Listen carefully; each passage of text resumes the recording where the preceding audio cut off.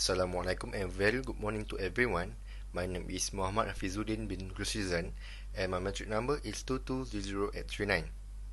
Today, I'm going to do a presentation for my research proposal, and the title is The Effectiveness of Self-Discipline as a key indicator to improve learning outcomes in e-learning environment among University Pertahanan Nasional Malaysia students. So let's proceed to the background to the study. So why is self-discipline? Because self-discipline is a vital trait to learn and practice throughout student life. It is important to keep cultivating self-discipline in life, which is every successful person talks about in every interview and article is about their self-discipline.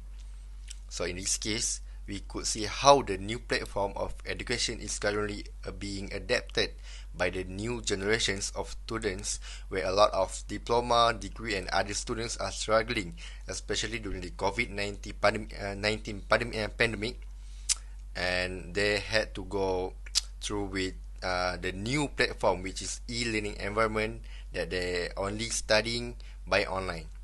Okay, let's proceed to the next part, which is the problem statements. There are three problem statements that we can look here, which are many of them give less attention to the benefits of self-discipline in their talents, especially for students, the lack of the advantages of the self-discipline itself, the lack of the knowledge of it. Okay, the second one is the lack willpower, the lack motivation and ambition. Without this, the students could not perform in their studies. So the last one is failure, loss, health and interpersonal issues, obesity and other problems are the main issue that if we do not use the self-discipline in our real life. Okay, let's proceed to the next part, which is research objective. So there are three research objectives. The first one is to identify the perceptions of the students toward the effectiveness of self-discipline skill to students in e-learning environment. Okay, the second one is to investigate the perceptions of students towards the effectiveness in terms students' personality when involving self-discipline. And the third one is to determine the perception of students towards the effectiveness in terms of students' motivation when involving the self-discipline itself. Let's proceed to the next part, which is the research questions. So we can look here in the study, there are two research questions, which is the first one is what are the perceptions of students toward the effectiveness of self-discipline skill to students in e-learning outcomes.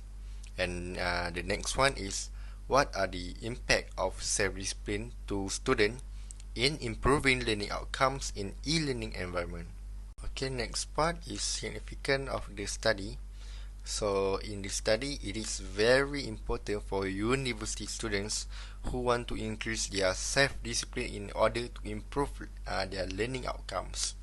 Also, this subject is vital for the student to comprehend the significance, benefits, and efficacy of using self-discipline in their daily life.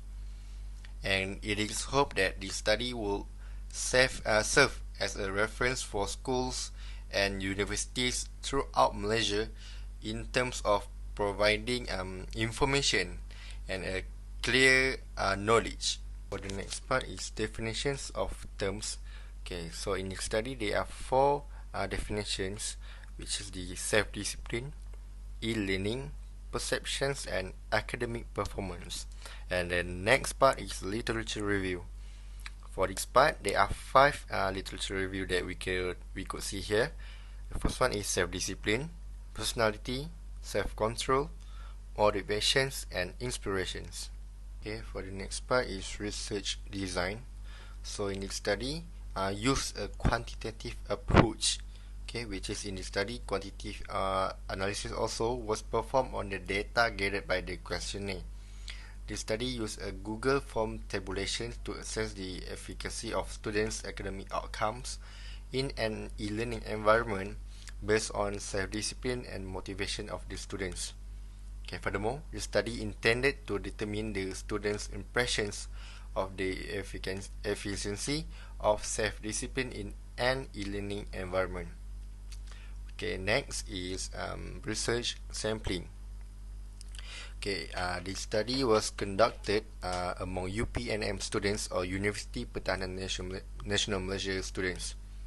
Okay, the participants will be selected using the simple random sampling approach in view of the fact that the participants are students who are ready or still going with the involvement of the e-learning. Okay, so in this study, the participants chosen were 30 students. Let's proceed to the next part, which is the research instrument. In this study, the research instrument that will be used in this study is questionnaire. As to be in line with research objective of this study, all the items in the instrument were carefully constructed, which is the Google form was given to 30 respondents to interpret the quantitative data. So according to PAMJIT 2006, a Likert scale format is usually used to measure the strength of an opinion. So all the data is evaluated by a primary method of scoring the structural response using scale. We could see here 1 is strongly disagree, 2 disagree, 3 is neutral, 4 agree, and 5 is strongly agree. The next part is data collections. In this study, the data was collected to address the research objective that I explained in the earlier part.